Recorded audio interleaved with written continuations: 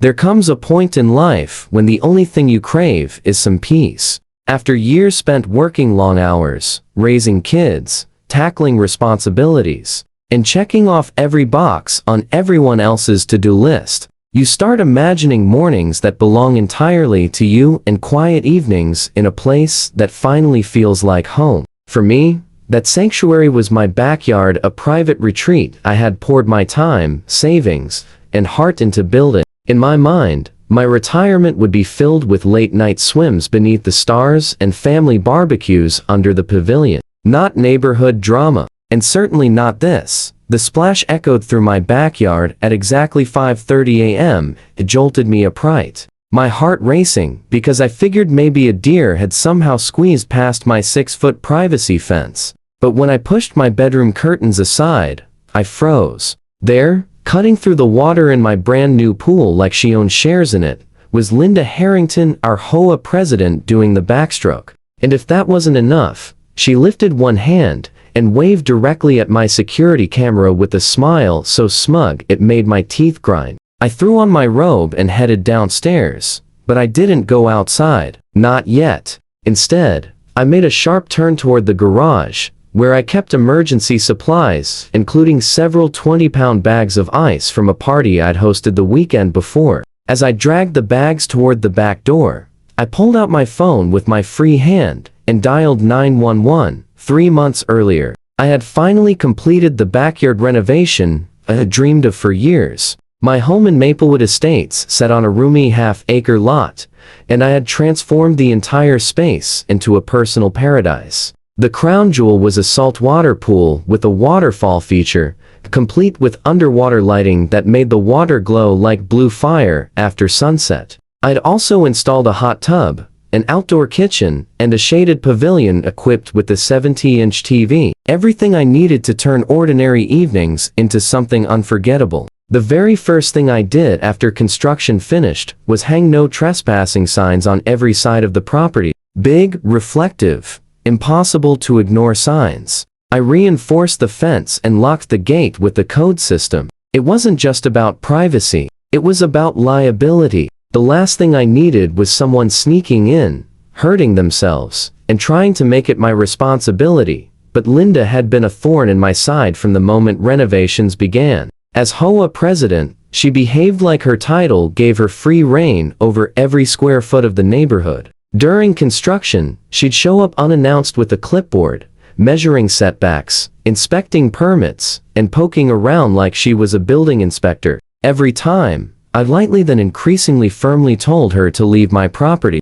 At first, her comments about the pool came wrapped in sugar, little compliments about how it elevated the neighborhood, or how refreshing it must be on hot days. But gradually, her tone shifted. Those comments turned into passive-aggressive hints that a luxury amenity like my pool should be shared with other HOA members. After all, she said, we all pay dues. I reminded her repeatedly that dues covered common areas, not private property. Then the letters began. Official-looking notes citing supposed safety inspections, made-up compliance checks, and deadlines that didn't exist. I ran everything past my lawyer, who confirmed exactly what I suspected. The HOA had zero jurisdiction over my backyard as long as I had permits and met city codes, which I absolutely did. When Linda tried to schedule a third inspection, I'd had enough. I upgraded everything, installed ring cameras covering every corner of the yard, added motion sensors along the fence line, set up a smart lock that sent alerts to my phone anytime someone so much as brushed against the gate. It wasn't cheap, but the peace of mind was worth every penny. For a while, it seemed to work. Linda stopped mentioning the pool at HOA meetings, and I started to believe she'd finally moved on. But then the alert started. My phone would buzz in the middle of the night. Motion detected. Always at the same corner of the fence. When I checked the footage, there she was, Linda, skulking around my property line, squinting through fence slats, testing the gate like she was trying to break into Fort Knox. One video even showed her taking pictures through a narrow gap between my fence and my neighbor's yard. I saved everything, every single unsettling clip. Then came that suffocating July morning. The temperature had sat near 95 degrees for a week straight, and I'd been running the pool pump over time just to keep the water manageable. Apparently, Linda had been watching and waiting. When I found her in the pool that morning, she wasn't even dressed for swimming. She wore pajama shorts and a tank top like she'd wandered over half asleep and decided to help herself. But the security footage later revealed the truth. She arrived at exactly 4:45 a.m. with a small stepladder in her hands. She propped it against my fence, climbed over, and strolled into my backyard like she'd done it a dozen times before. Standing at the back door with the ice bags, I watched her for a moment. She floated on her back, eyes closed, completely unaware. I was furious, absolutely livid, but then a better idea clicked into place. I quietly opened the back door and dragged the ice bags to the edge of the pool. The first splash was enough to send her jerking upright. She sputtered, shivering, scrambling to her feet in shock. Then I emptied the second bag, then a third. By the fourth, she was clawing her way toward the steps, shaking like a leaf. She clambered out, drenched and trembling, desperately trying to regain some semblance of dignity. Her excuses came out in stuttering fragments. It was too hot to sleep. She just needed a quick dip. As HOA president, she had emergency access rights. She even claimed she was simply testing the pool's safety features for the good of the neighborhood. I didn't respond, not a word. Instead, I held up my phone and showed her the active 911 call screen. The color drained from her face instantly. She started inching toward the fence, babbling about misunderstandings and how we could settle this privately. I told her calmly that she needed to wait for the police. Running would only make things worse. I stepped inside and grabbed a towel, not because I felt any sympathy, but because I didn't want her claiming later that I'd endangered her by letting her freeze. The officers arrived within 10 minutes. Davidson and Patel exchanged amused looks when they saw the scene. A soaking wet woman in pajamas standing beside a pool now filled with bobbing ice cubes. I invited them inside and played the video footage on my laptop. The stepladder, the climb, the trespass, everything was there. Davidson muttered something under his breath about HOA presidents thinking the rules don't apply to them.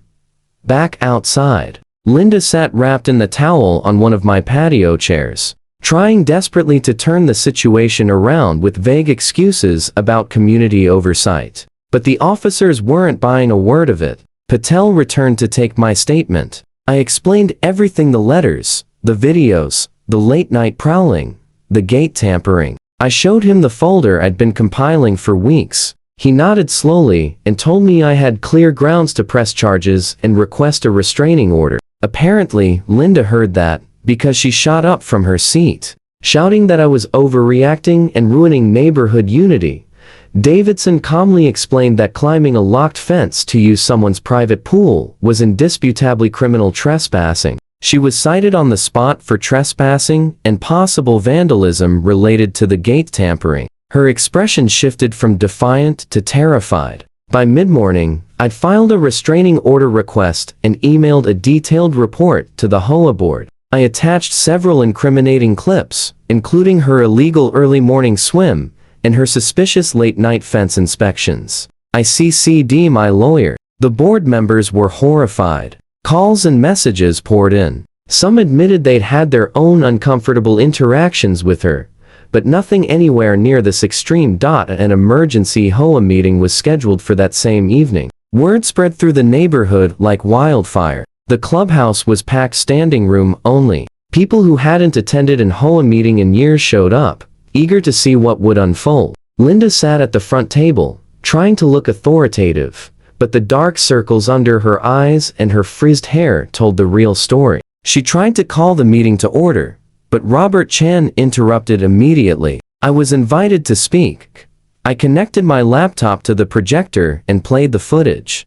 Gasps rippled through the room. Murmurs followed. Someone even snorted when the screen showed her floating blissfully in my pool at dawn. Her defense, a rambling explanation about safety concerns and community standards, was met with eye rolls. Patricia Rodriguez flatly stated that Linda had no legal authority to enter private property and that her actions put the HOA at serious legal risk. A vote of no confidence was called. The result was unanimous. Even her usual allies voted to remove her.